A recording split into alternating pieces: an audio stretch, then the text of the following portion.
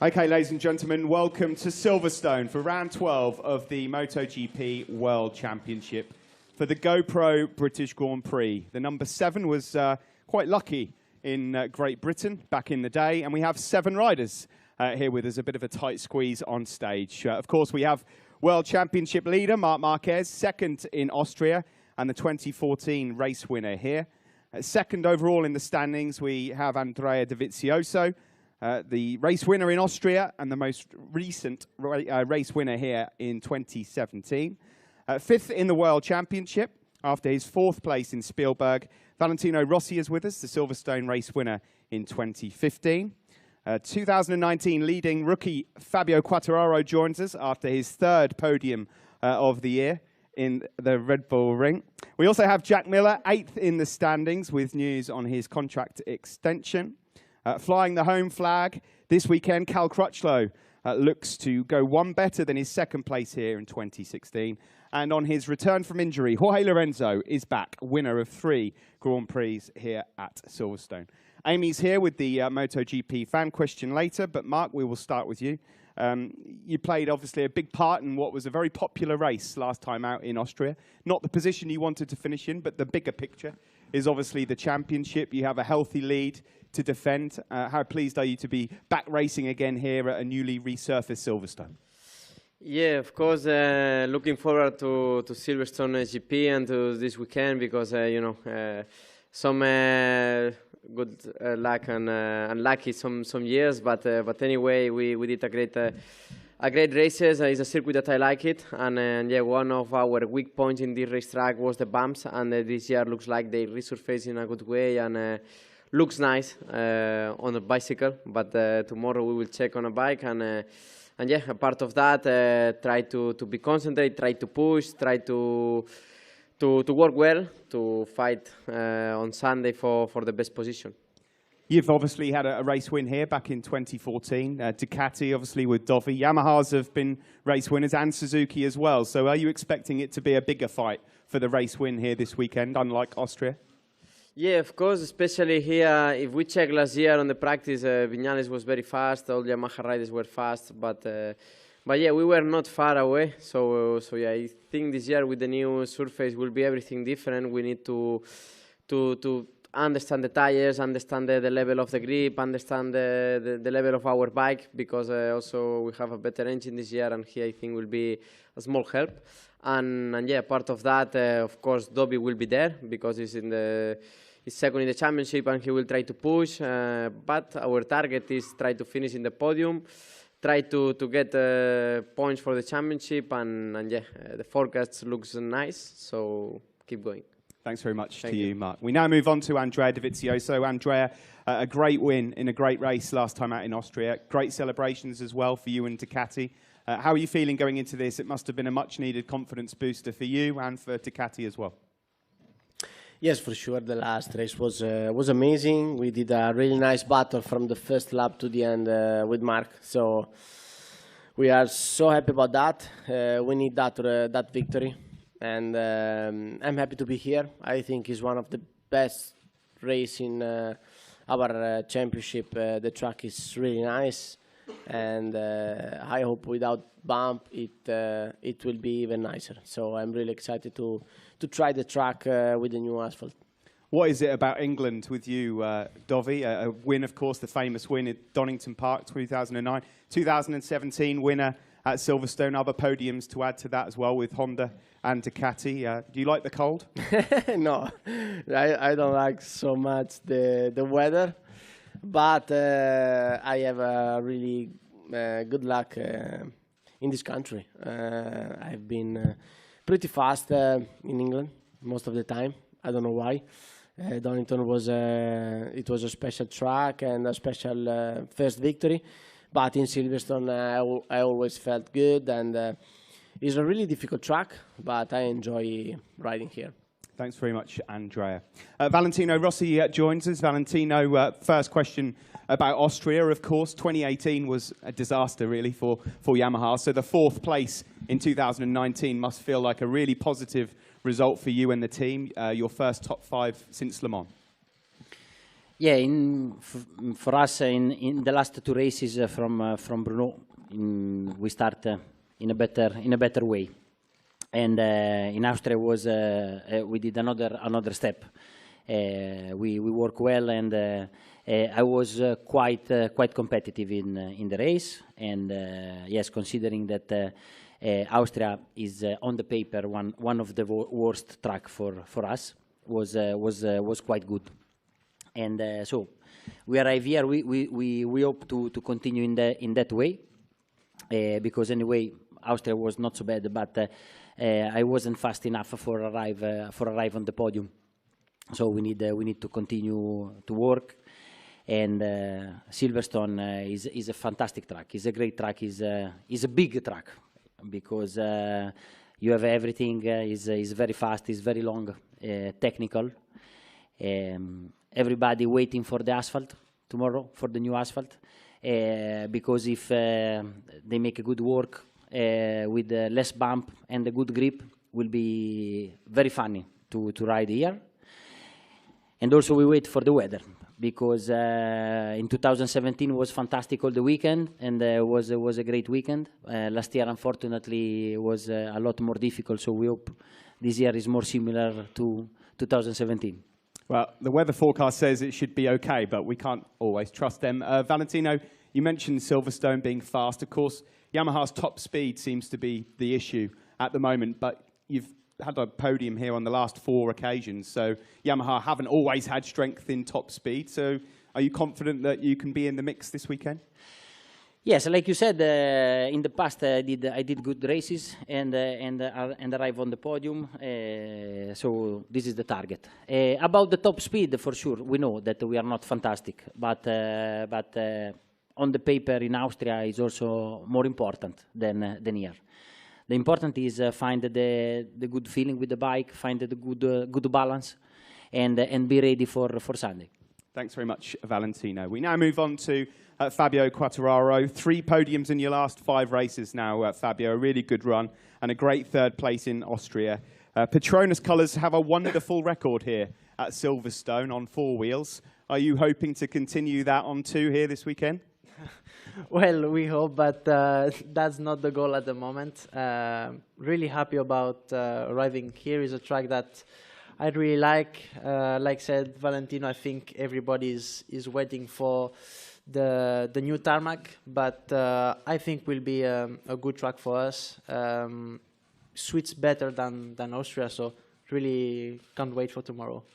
At the start of the season, your ambition was very much to become the Rookie of the Year. It looks like you're closing in on sealing that already. So what's the new ambition now? You're not far away from fighting for the top 5 overall. That would be a magnificent achievement, wouldn't you say?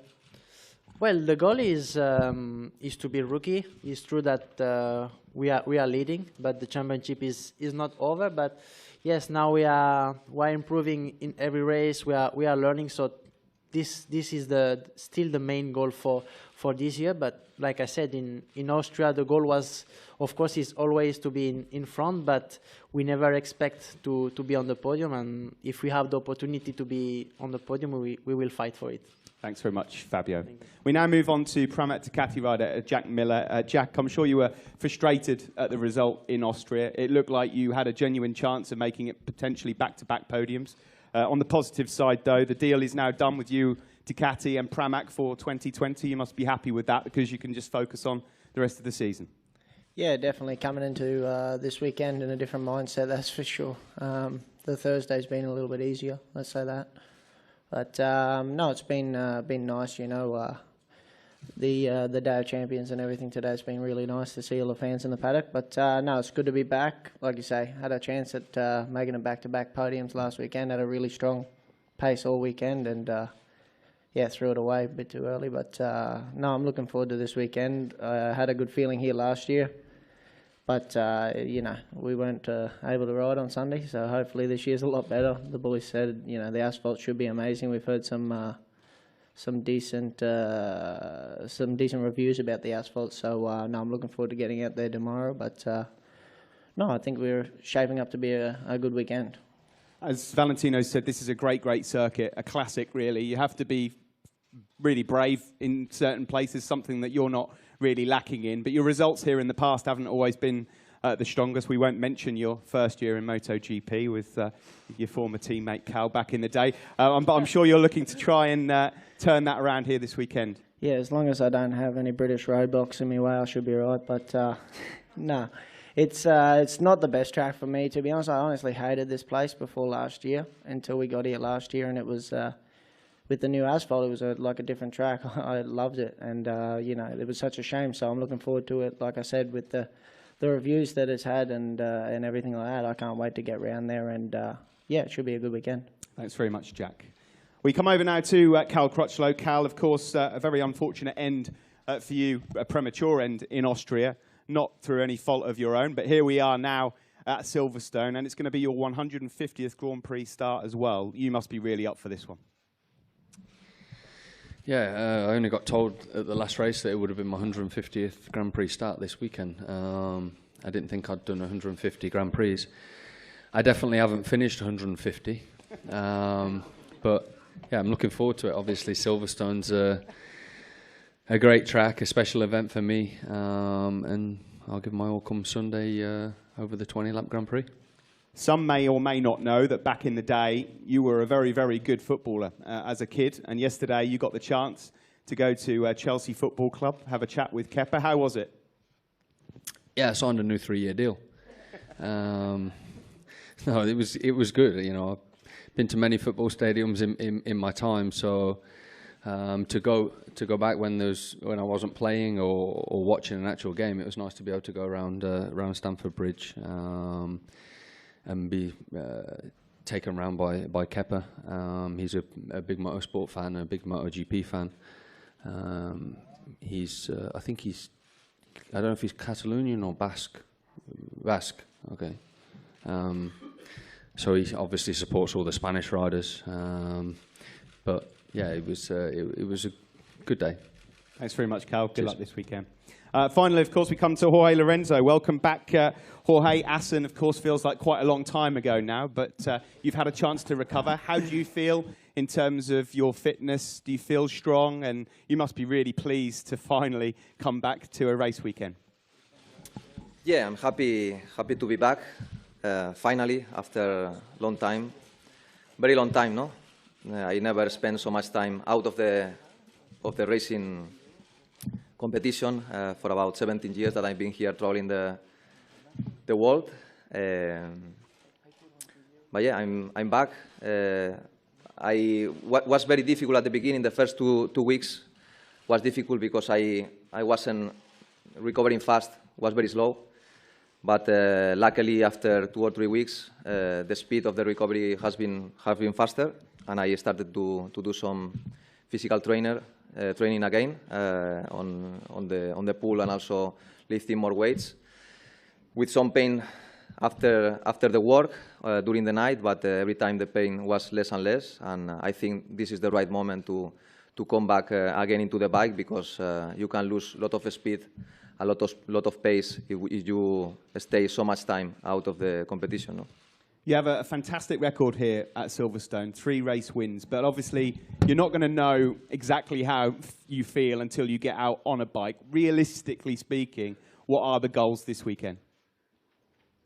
Well, honestly, my injury, theoretically, you need 3 months to recover completely. No, I'm about 2 months now from the crash, so obviously I still have some pain because the edema in the back, specifically in the vertebra, in the vertebrae that I get injured still is there. So that's why I have a little pain.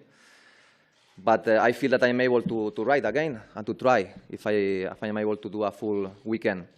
So obviously I'm not for fight for win, for podium, or even for top 5. But as soon as I got into the bike, as soon as I will start getting the pace that I need to be able to get again the good performance that I started to show after my crash in Assen, no? In Montmeló, for example. Thanks very much to you, Jorge. That's it from me, ladies and gentlemen. Floor questions, please.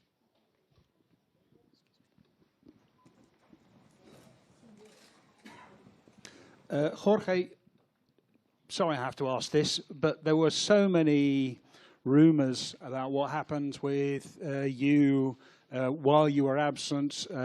Talked about going with back with Ducati and then deciding to stay with Honda. What can you tell us about that? Did you contact Ducati, or did Ducati contact you? Do you think about that? And what's your relationship with Honda now after all of this, after all of these rumours?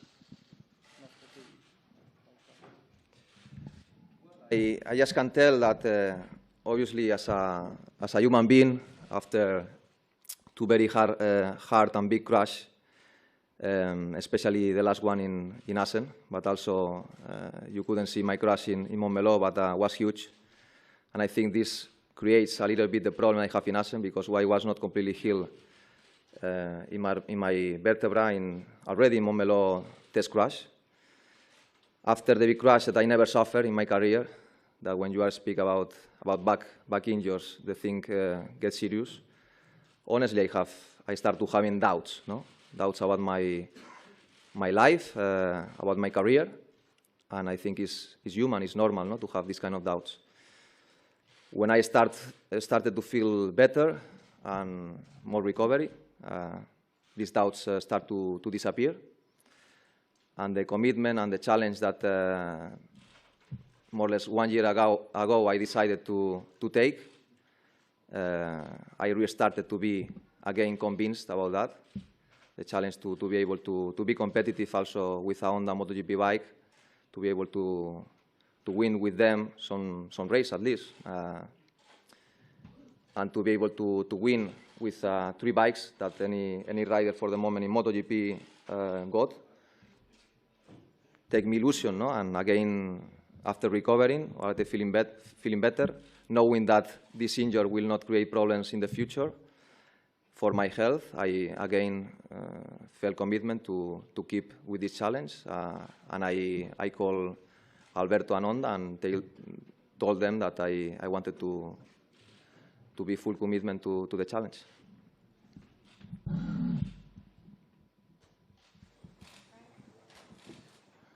Jorge, continuing on that, your story is quite clear, but you say that you contacted Alberto and Honda. So that was at the last Grand Prix in Austria. So if I understand correctly, before that you contacted, or your management or whoever contacted Ducati. When was your first contact to Ducati, and how did they react?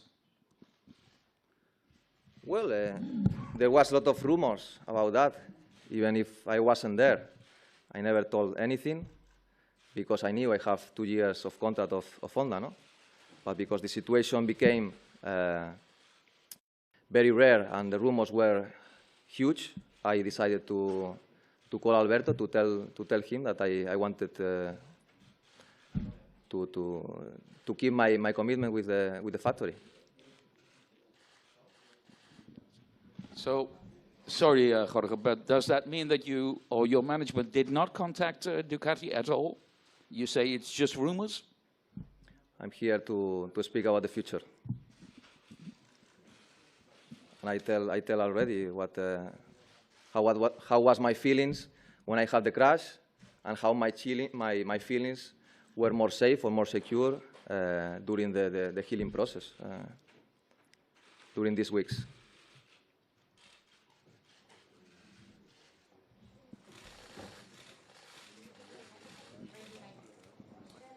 Question for you, Jack. How did you consider the offer you had from KTM?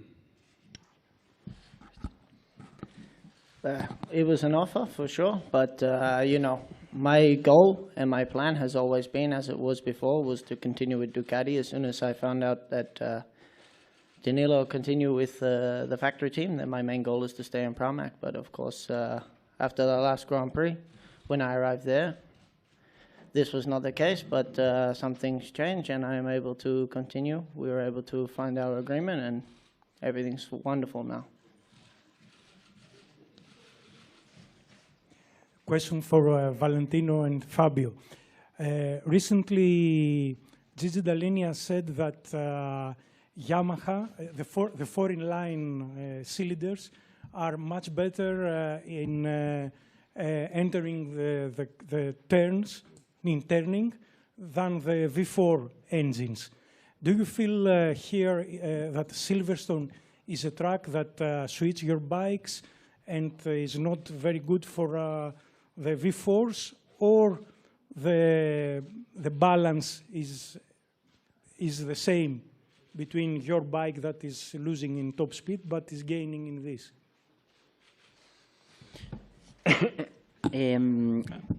I think that between the V4 or the inline 4, you have something better and something worse.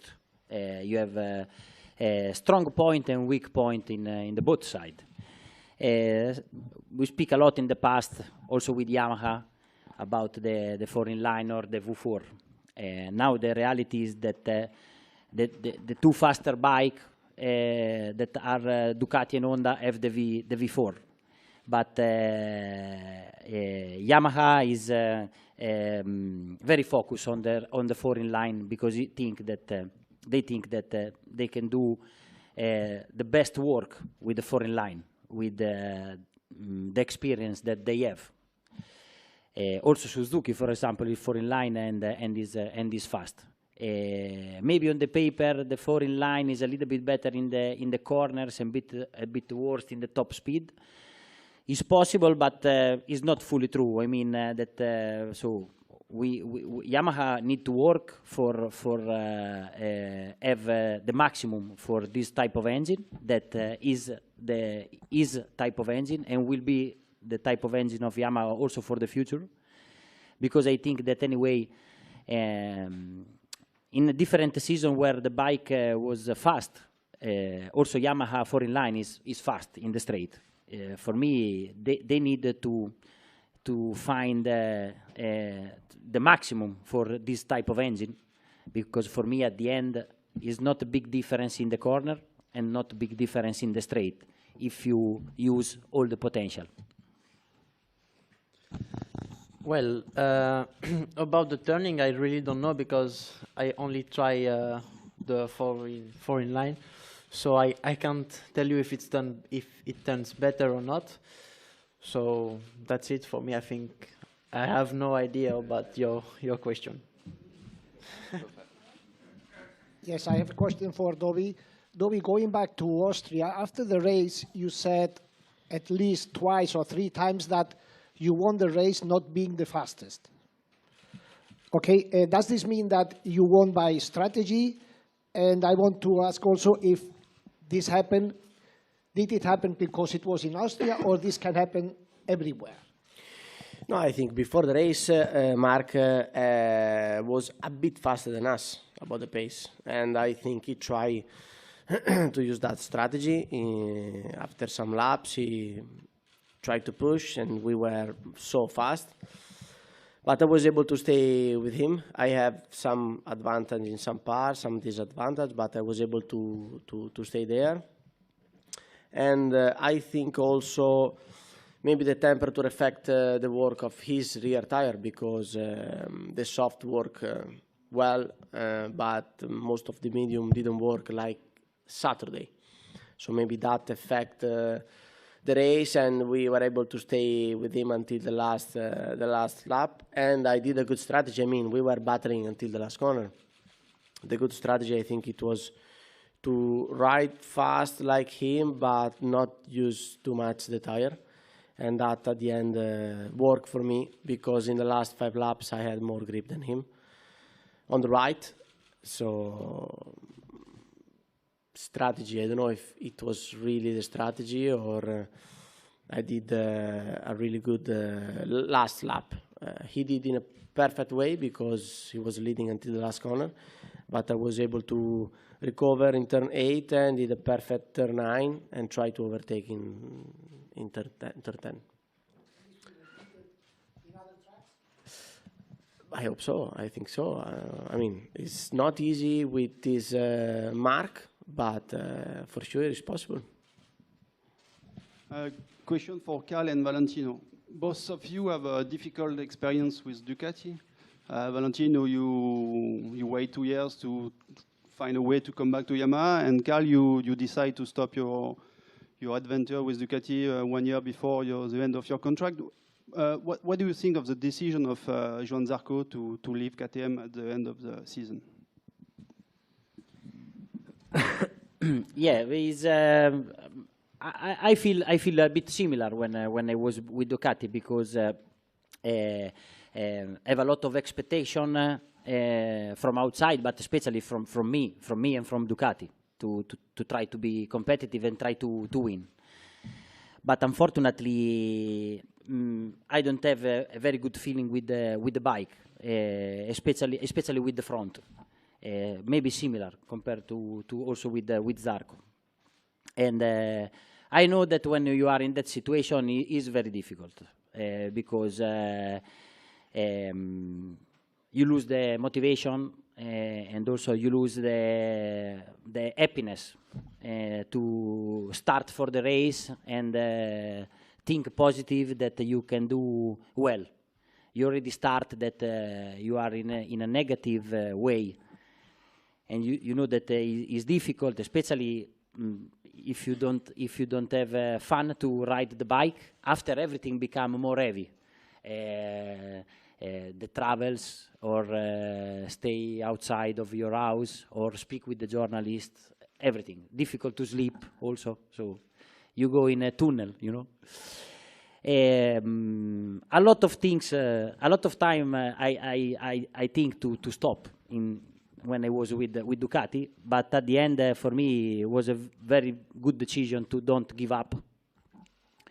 Also because if you stop you don't have another bike for race, it's very easy that you go out of the business, you know. At the end, I did also some good race, like in Misano. I took some podium. At the end, was the right decision. Sincerely, when I hear Zarco, I think that he have another option for next year, but looks like no. So it's difficult, but I think that for everybody is different. Everybody have different feeling, and if it's this choice, I think that he will come back with a competitive bike soon. Yeah, when I left Ducati, it was a different reason. I had another offer on the table, and I think I did them a favor and me a favor. With regards to Johan, he's obviously in a bad place in his racing career. We know how talented he is. He's been on the podium and he's a very, very fast rider. He's been a world champion. But so to leave with no job to go to, he's obviously in a desperate situation, and hopefully he can find something that he enjoys, because coming to races, trying your best and not going fast and not enjoying it, you know, it's his job, his life.